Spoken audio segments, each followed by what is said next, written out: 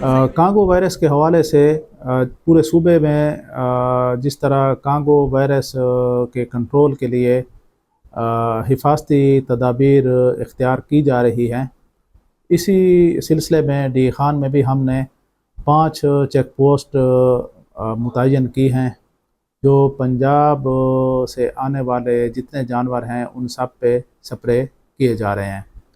ان میں سے ایک چیک پوسٹ ہم نے دریا خان پل پہ قائم کی ہے، دوسری ہم نے رمک میں چیک پوسٹ قائم کی ہے، تیسری ہم نے چشمہ پہ چیک پوسٹ بنائی ہے، چوتھی یارک ٹول پلازا پہ ہے اور 5ویں درابن کلا میں ہے۔ ان ساری چیک پوسٹوں پہ ہمارا عملہ متعین ہے۔ جو بھی جانور پنجاب سے KPK میں داخل ہوتا ہے تو چچڑ کے تدارک کے لیے جو سپرے ہے سائپرمیتھرین کا وہ باقاعدگی کے ساتھ کیا جا رہا ہے، اور اس کے ساتھ ساتھ آئیورمیکٹین کے ٹیکے بھی لگائے جا رہے ہیں جو چچڑی کے خلاف کام کرتے ہیں۔ اسی طرح جتنی مویشی منڈیاں ہیں تحصیل لیول پہ، جس طرح تحصیل پروا ہے، تحصیل پہاڑ پور ہے، اسی طرح تحصیل ڈی خان ہے، ان میں بھی ہمارا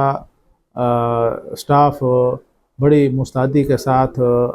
اپنے کام پہ ڈیوٹی پہ گامزن رہتا ہے، اور یہ کیمپ بھی قائم کیے ہوئے ہیں، اور